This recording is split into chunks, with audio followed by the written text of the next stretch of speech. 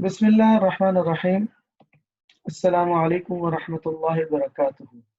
Dear participants, I welcome all of you in the course titled Halal Industry and its Financial Prospects. Before we start this course, I would like to discuss some basics regarding this course. This course has been organized by Mia Academy, which is a UAE based organization. And this course is titled Halal Industry and its Financial Prospects. In this course, we will discuss the concept of halal lifestyle, halal in light of Quran and Sunnah, what is the scope of halal, financial potential in global halal industry, leading exporters in halal industry, and product verification. These are the key points that we will discuss during this course. This is my profile. I am Hassan Usmani.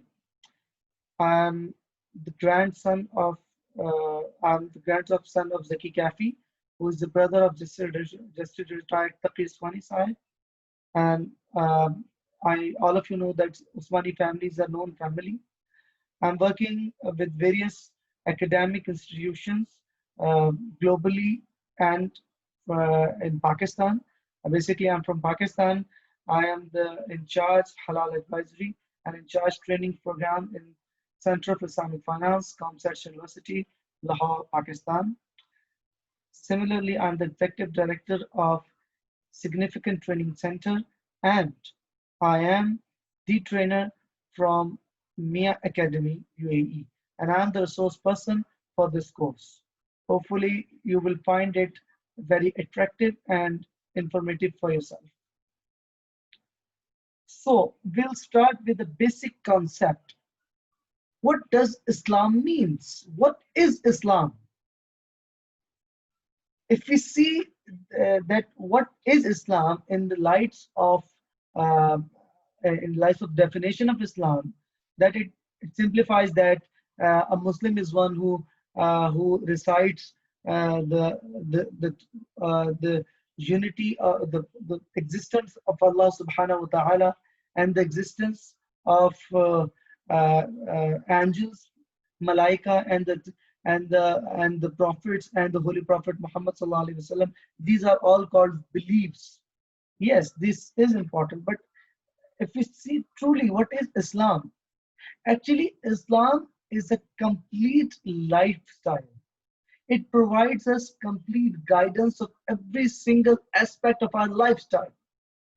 That's why there's a hadith when a Jew came to a companion of Prophet Muhammad, peace be upon him, and he asked him that your prophet told you how to use a washroom?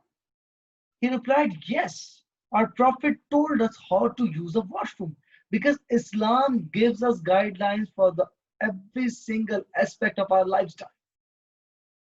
So this point leads towards the second point, that if we wish to be a good Muslim, then we have to ensure that our entire lifestyle is halal.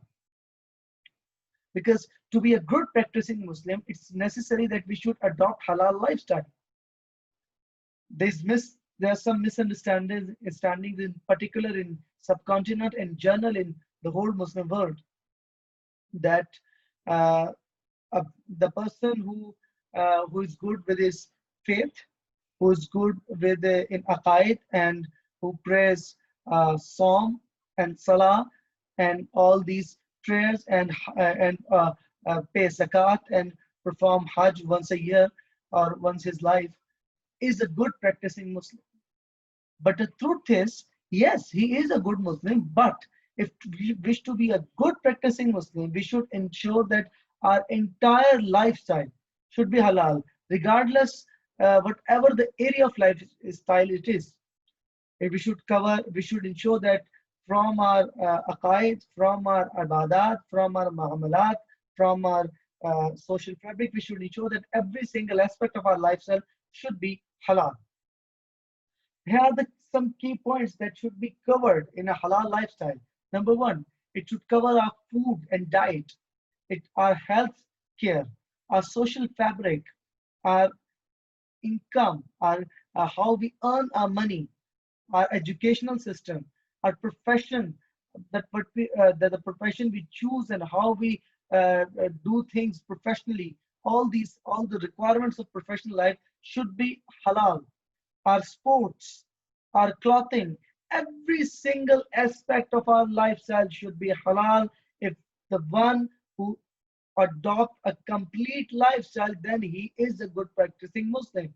And if one does not, then he's not an ideally practicing Muslim. And we should ensure that our lifestyle should be halal.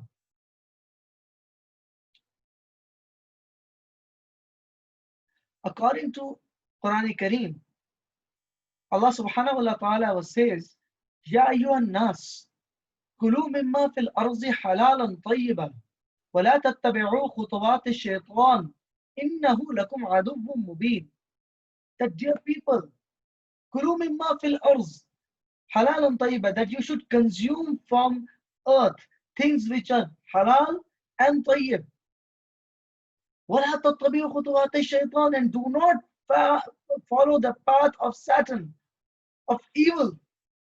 إِنَّهُ لَكُمْ عَدُوٌّ مُبِينٌ, because he is your enemy. This is a very important verse of Quran. If we see the verse explains two basic points. One, that as humans, we have to consume for things which are halal and tayyib. On the other hand, we should not listen and follow Satan. He is our enemy.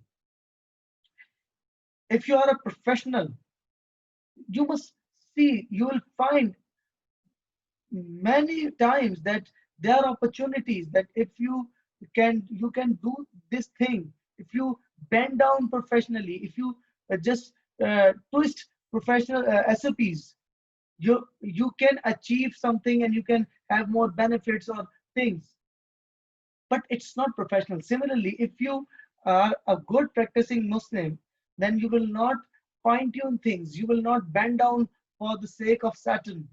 You'll stand like a rock, and you'll decide that they will not follow the path of Satan. This is a very important verse in my opinion. There are numbers of ahadith which explains that we should consume halal and avoid haram. According to a hadith, that the body will not enter in paradise which has been nourished with haram. According to another hadith, the Prophet Muhammad ﷺ says that there is nobody which is nourished with haram enters in Jannah, it will go to fire. And according to another hadith, that a time will come upon people wherein a man will not bother what he intakes, whether it's from halal source or haram source. It's a very important verse, and it cannot be surely said, but I believe that we live in a time where things are very similar to the prediction of this Hadithul Mubarak, that today it's very difficult to judge what we consume, what we eat, what we do is halal or haram, because of the huge numbers of contaminations and new approaches of things, that it becomes difficult to judge what we do is halal or haram, what we consume is halal or haram. So, as you all know that halal lifestyle is a very big umbrella and it covers all aspects of our lifestyle. But here we have marked some key points that are the key elements of halal industry globally. Number one, halal. The scope of halal is halal food, halal pharmaceuticals, cosmetics, animal feed, marketing, packaging, business, education, healthcare, media and entertainment, banking and finance, social life, clothing, testing, tourism, and numbers of areas. So we will discuss one by one. Halal food. I'll show some examples for halal food later on, so we'll discuss it later. The second is halal pharmaceuticals. As per the guidelines of Quran and Sunnah, it is allowed that if someone is dying, he can consume medical aid. He can use medical aid regardless that the source is from haram. But it does not apply to everyone. For instance, if we are consuming just multivitamins, does it means that they're very important for our life that we cannot, if we don't consume it, will die? They are not life-saving drugs. Similarly, aspirin and Panadol and all these basic pharmaceuticals, are, are they really important that if we don't take it, we'll die? The point is that we don't know whether they're from halal source or haram source. So, in my opinion, we can classify pharmaceuticals in three categories. One are the which are not actually medicines, which are just supportive drugs that like multivitamins or vitamin A, B, C, D, and all these things which increase the strength of a human being. They should be from halal source and they should be halal certified. The second is the products which are actually not life-saving, but they are drugs such as painkillers, antibiotics, aspirin, Disprin, Panadol, etc., etc. They should be. It's preferable that they should be halal sourced because they are not life-saving drugs. There are possibilities that if one drug is not from halal source, the other drugs with another formula can be halal. So it should be ensured. I think it's preferable. And the last is the life-saving drugs. If there is no other option and the one is dying, then he can consume drugs which are life-saving, whether they are from halal source or haram source, doesn't matter. But the rest of the types of pharmaceuticals should be insured. The third category is called halal cosmetics. They are women, Muslim women consume cosmetics in a huge numbers, from lipsticks to eye mascara to powder to shampoo and all. There are numbers of things which are which they consume, and there are high chances that they are contaminated. We have found cosmetics which are consumed with E120 from pork, contaminated with animal sperm, and all. There are numbers of things which are very inhuman and as well as haram for the consumption in some cases. So it's important that we should ensure that what we consume is halal or haram. Although in the case of cosmetics, they are not consumed, rather they are just applied on the body. So the Sharia principles are different slightly, yet they are very important to understand, and we should, as a Muslim society, we should ensure that our women, our sisters should consume cosmetics which are halal certified. The third is animal feed. Animal feed is a very important topic. We all know that in cattle feed and particularly in poultry feed, there are contaminations of blood and animal feces and all other things, disgusting things actually. The point is, chicken needs protein to grow fast, and just to fulfill this protein needs, farmers add um, blood, feces, and all these disgusting things. But in Pakistan, in particularly and globally, they are halal certified animal feeds as well as protein, so plant source animal feeds, which can be used for this purpose. They would be very important in this regard, and they can make animal halal for us, because there's a concept in Sharia that it's called jalala, that the animal which consumes haram regularly cannot be consumed unless he has been separated from the dirt and bad things for a certain period of time, which is 3 days, and then he can be consumed if his smell, if he does not smell bad or his meat does not contaminate, and etc. etc. There's a complete concept there. The fourth is halal marketing. It's a very important topic. Halal marketing. Islam does not bound us to to not to do advertisement for products. But Islam says that you should advertise your product in a certain way. So, what are those principles, and why we can't market our products in Islamic ways? So it's really important, and it's not just only the role of a woman which is important, rather than the usage of such musical instruments, message, and the content, and the females, and the gender discrimination, and there are numbers of things that should be ensured when we discuss halal marketing. Halal packaging is another topic, that when we pack a food product, we should ensure that it should not contaminate it with the other food products, because there are chances that the food packaging material is made of alcohol or haram contaminated ingredients, and it will contaminate the food. So it's really important. Another topic is business. Yes, it is very important that what we do, the way we earn, our business model should be halal. And it's not just only the model of business, rather the every single department of your institution, of your business, should be halal, such as HR, accounts, marketing, sales, and all these departments which should be halal, and their policies should be Islamic and halal certified. Another area is halal education.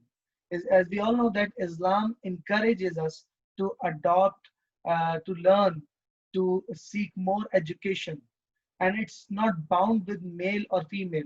Islam encourages everyone, whether he's a girl or a boy.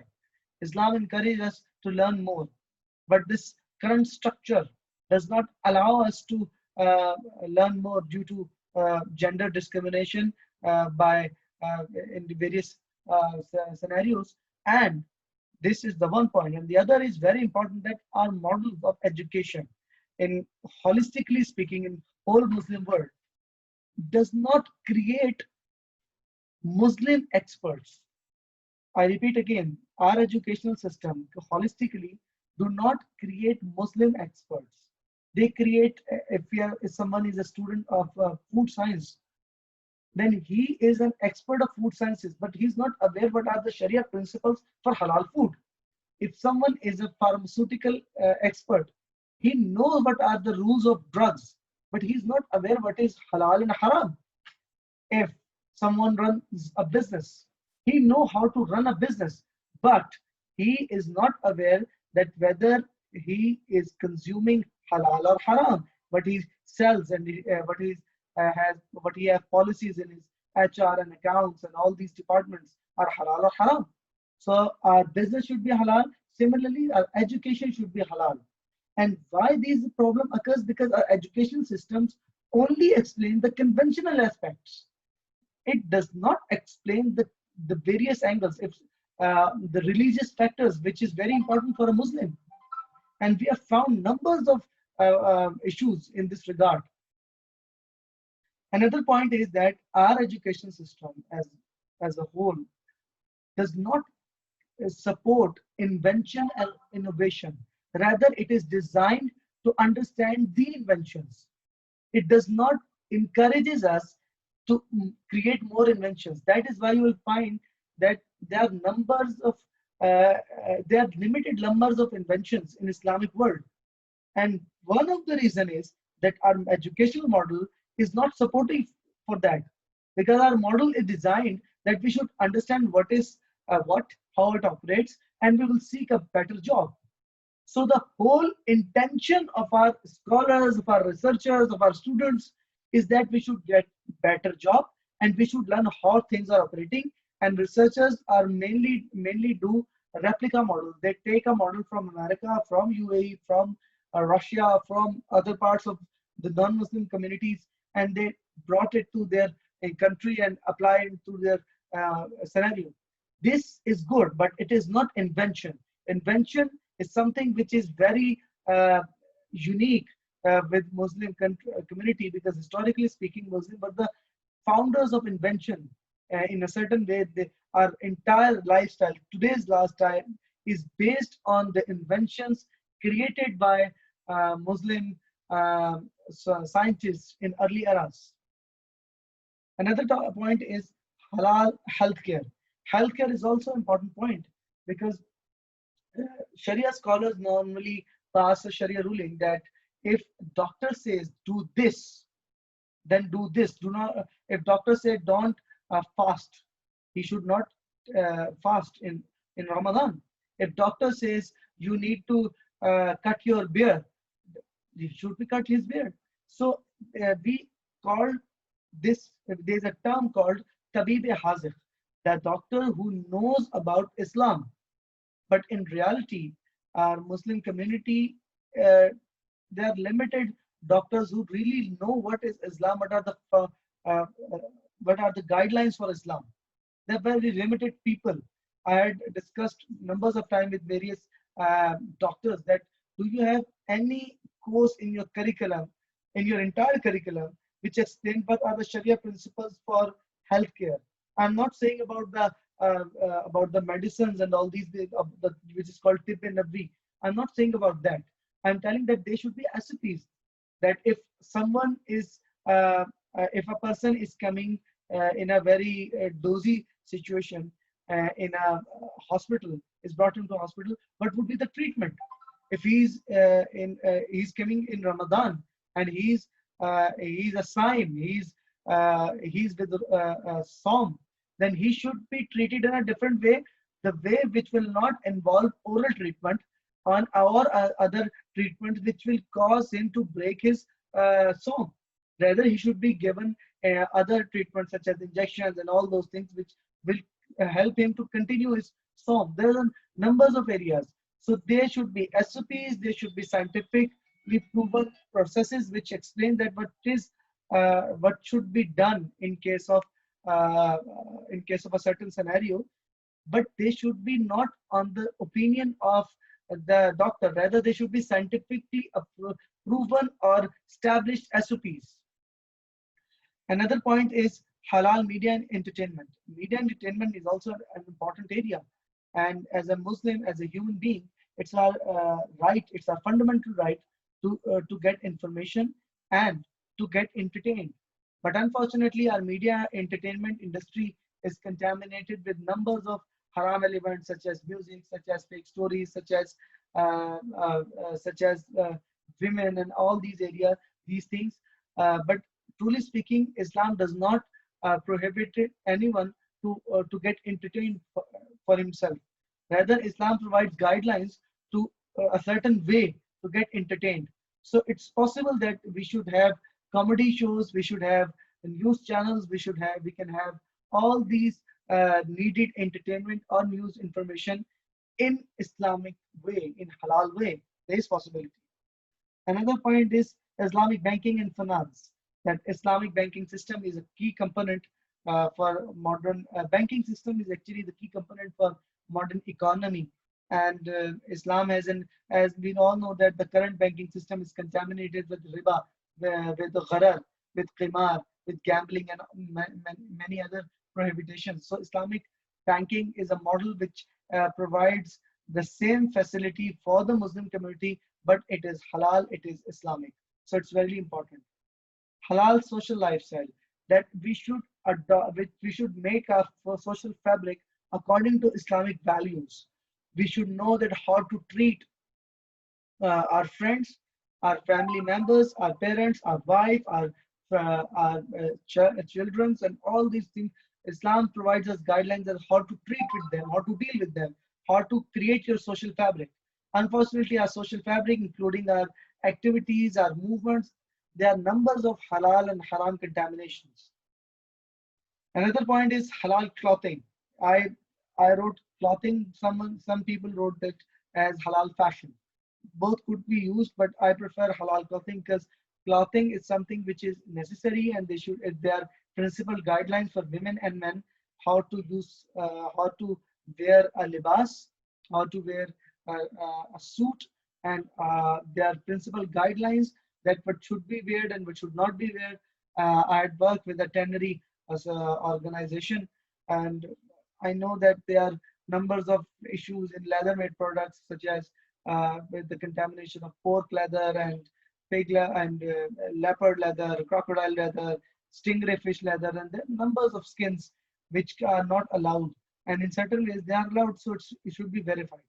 Halal testing is another point that we should ensure that what we are consuming is halal rather than haram through halal testing.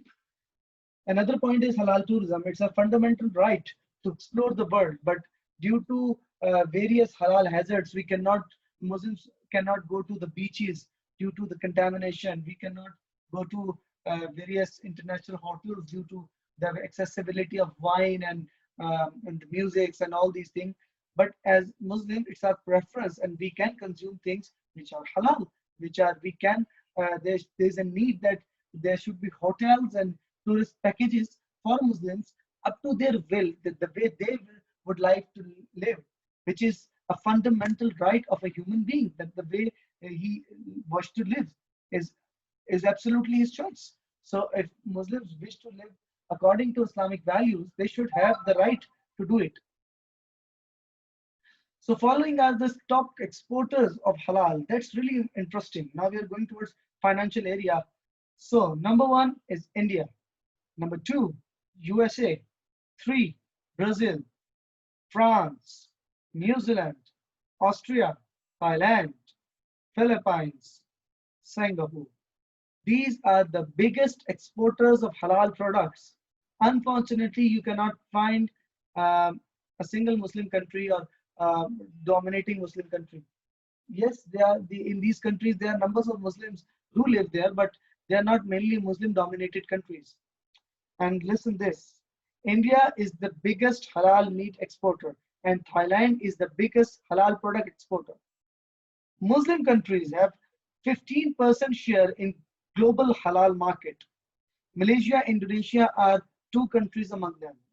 Source World Halal Expo 2019. So it's a very important figure that as Muslims we should learn that this whole market, which has a huge potential, is not controlled by Muslims or Muslim countries. So we should encourage our people. We should go for halal products and encourage the ratio of Muslims in this market. Let's see some commercial segments of halal industry. Food and beverages. These are two estimations which was Thomas Reuters report in 2017-2018.